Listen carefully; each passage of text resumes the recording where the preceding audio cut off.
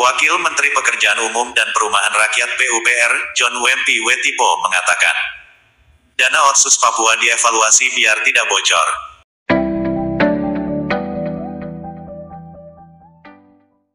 Sebelum menonton jangan lupa tekan tombol subscribe dan like di channel Yohanes Aso. Jakarta, pemerintah memastikan tidak ada pencabutan dana otonomi khusus Otsus untuk Papua dan Papua Barat di dalam anggaran negara. Namun demikian, pelaksanaannya perlu dievaluasi agar secara menyeluruh dapat dirasakan oleh masyarakat.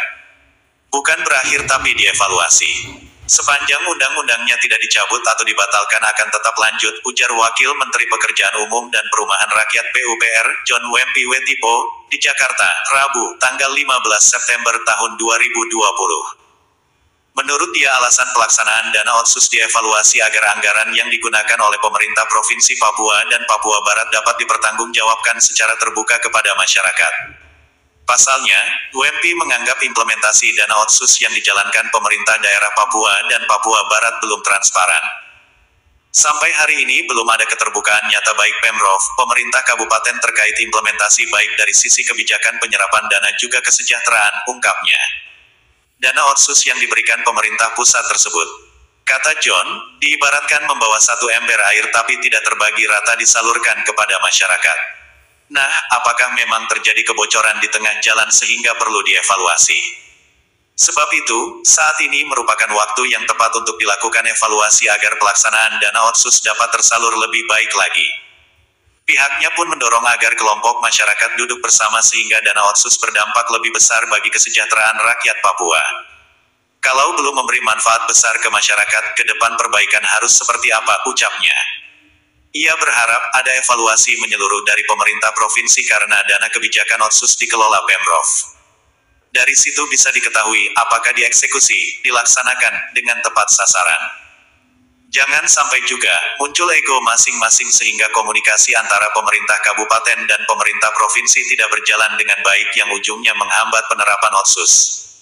Ini perlu diperbaiki ke depan, ucapnya. Menurut Wempi, jikapun Otsus masih ada kendala, jangan kemudian yang muncul isu-isu pemekaran karena sejatinya yang terpenting sekarang ini ialah membangun kesejahteraan ekonomi. Infrastruktur, memanusiakan orang Papua, supaya duduk sama rendah berdiri sama tinggi.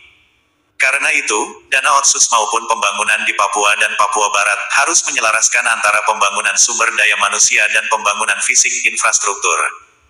Apalagi, akan ada impres terkait percepatan kebijakan pembangunan dan kesejahteraan Papua, karena itu semua elemen perlu duduk bersama agar Otsus lebih bagus. Apa yang diharapkan pemerintah pusat didukung daerah. Perlu dibuat forum dialog bersama. Solidkan, dan jangan membuat kelompok sendiri kemudian datang ke pusat dan bicara sesuai kepentingan sendiri-sendiri sehingga membingungkan para pengambil kebijakan negara. Sementara itu, Bupati Jayapura Matius Awoytawu menambahkan Otsus memang perlu dievaluasi agar kebijakan di level provinsi ke kabupaten bisa seragam. Karena seringkali terjadi dualisme sehingga anggaran Otsus tidak bisa dieksekusi di level kabupaten. Ini terjadi karena kabupaten sering tidak memiliki akses terhadap kebijakan Otsus. Salah satu indikatornya, indeks kesejahteraan di Papua, masih rendah yang menandakan Otsus belum optimal menjawab kesejahteraan. Karena itu, ke depan perlu dibuat mekanisme yang jelas, siapa yang memutar dana Otsus, bagaimana evaluasi pengawasannya, dan dibicarakan baik-baik antara pusat dan pemerintah provinsi. Kalau dibiarkan, tidak terkontrol, muncul inisiatif sendiri, harus dikendalikan, ucapnya. Terima kasih dan cukup sekian berita terbaru dari kami dan jangan lupa tekan tombol subscribe dan like di channel Yohanes Aso.